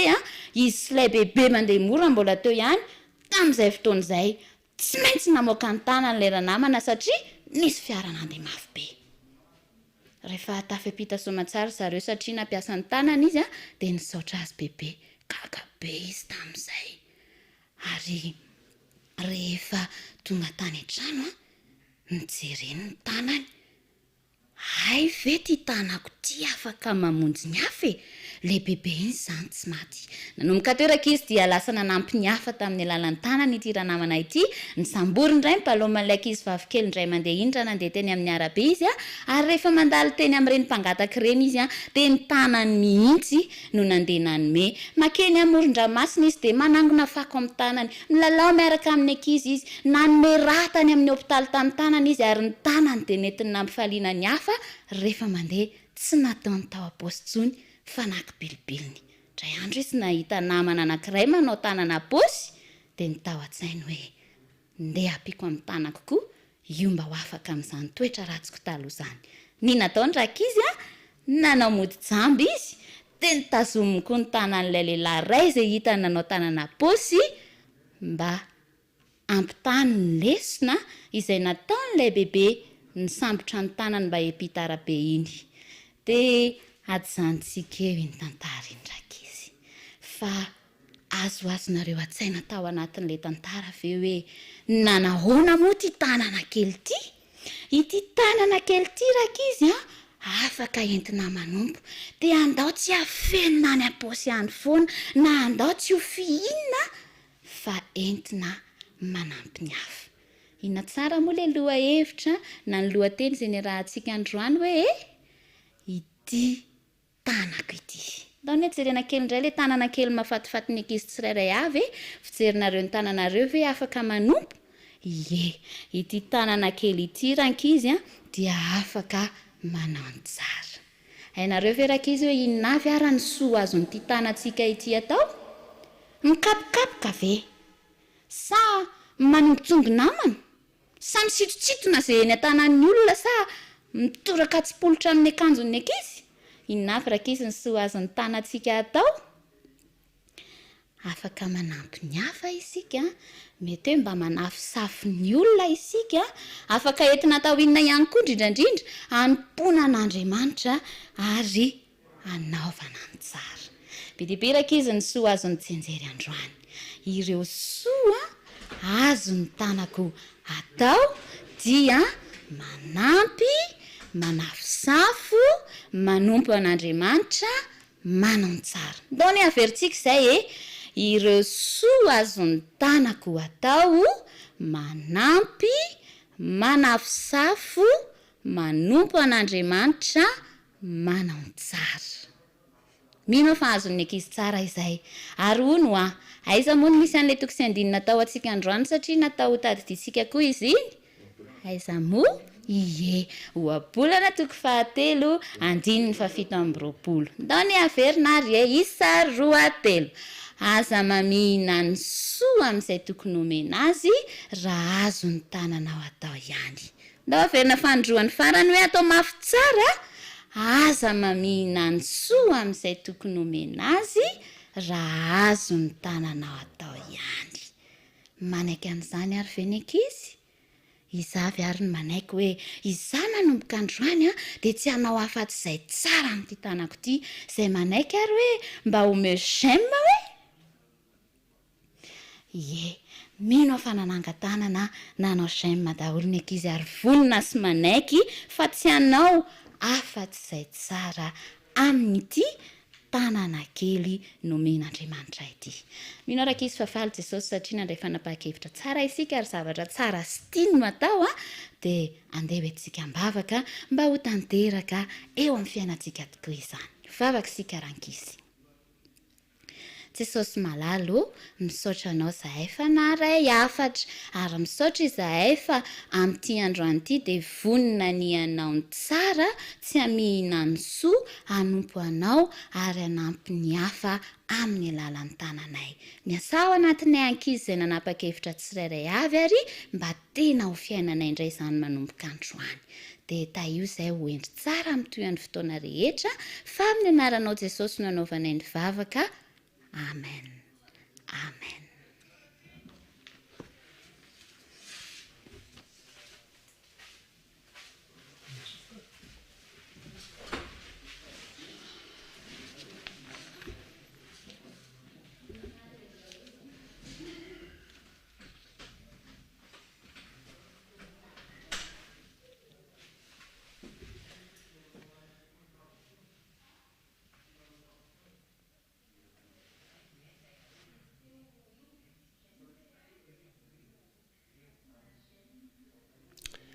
eny ary isokatsika andriamanitra ny amin'izay afatra ho an'ny ankizy izay a ny rarina dia mba ho ankizy malala tanana tia manampy ny hafa ary tia manokatra ny tana mandrakarifa mba hahasoany hafa soa ny azon'ny hafa soa ny ankizy tsirairay avy iroso eo amin'ny toroteny ho an'ny lehibe isika ndraisana fampahirezana ka izao iangavily isika tahanora ny ankizy mba akatoerana tsara mba angina tahaka ny ray aman-dreny teo a rehefa mandeha ny an'ny lehibe nefa mialoha izany dia ho asaitsika ny antoko-pihira feo faminaniana mba hanolotra hira anankiray ho fanomanatsika ny fosasaina mampanahy andraisantsika ny afatra avy amin'Andriamanitra.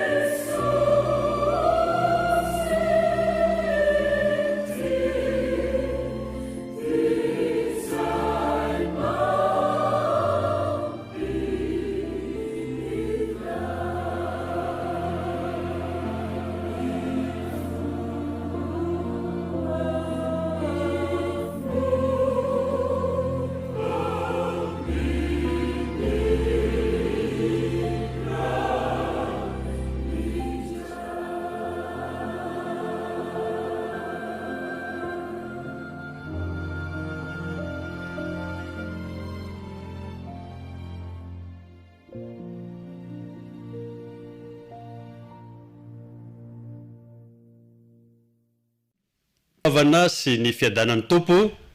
ho atsika tsiraray avy izay manaraka sy manotrona izao fanompom-pivavahana masina izao na amin'ny alalan'ny fianona amin'ny onjam-peo na ianareo rehetra zay manaraka amin'ireo tambajosa sera sabata hitondra fitahina hitondra fanamasinana ho atsika tsiraray avy ny sabata androany dia sabata manokana sabata anaovana vavaka fitalahoana sy fifadikanina ho an'ny vahoakan'Andriamanitra rehetra maneran-tany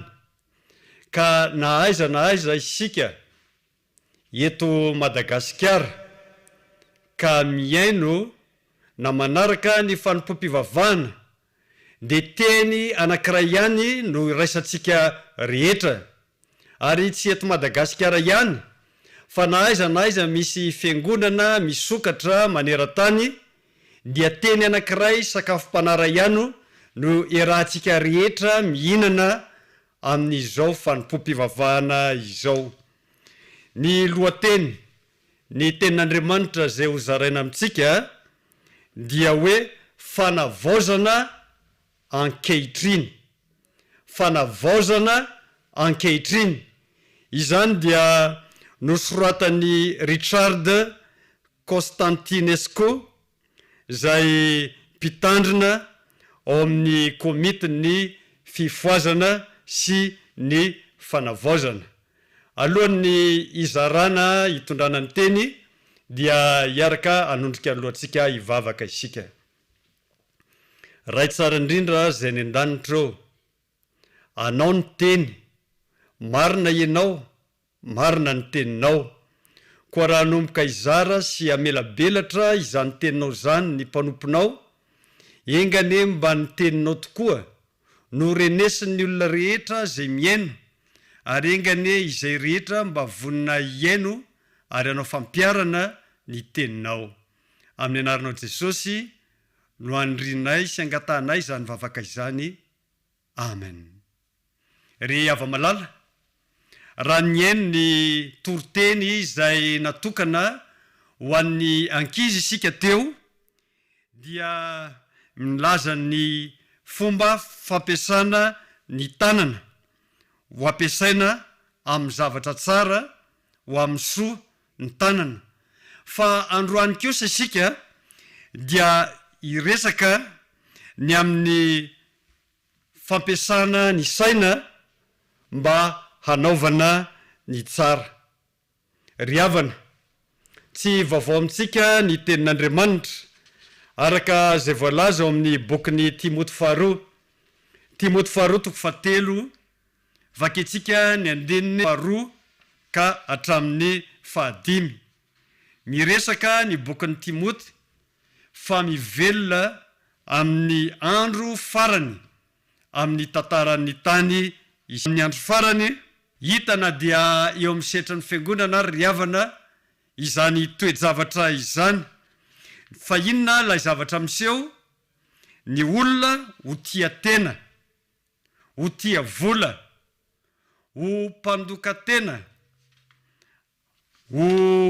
mpiavonavina,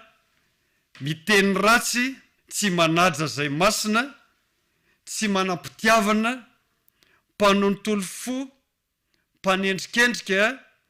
tsy mahompo, loza be, tsy tiany tsara,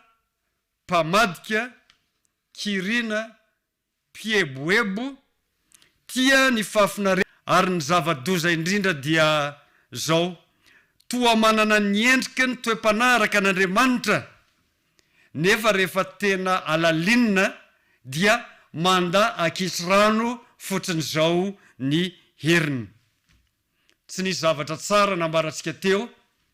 mikasika inika ny fahamarinana izany faminaniana izany. Mipetraka ny fanontaniana amin'ny fomba hoana aza no hialantsika amin'ireo ratsy rehetra ireo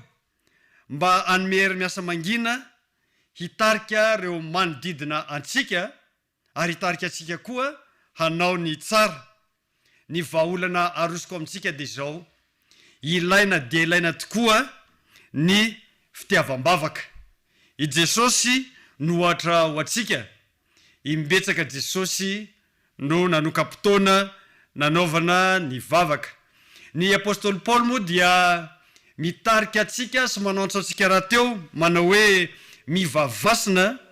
reo apôstôly fa izay tamin'ny andron'ny Pentekosta rehefa avy niaraka ny vavaka izy ireo nandritra ny 10 andro. Eli koa dia nomarian'ny apôstôly Jakoba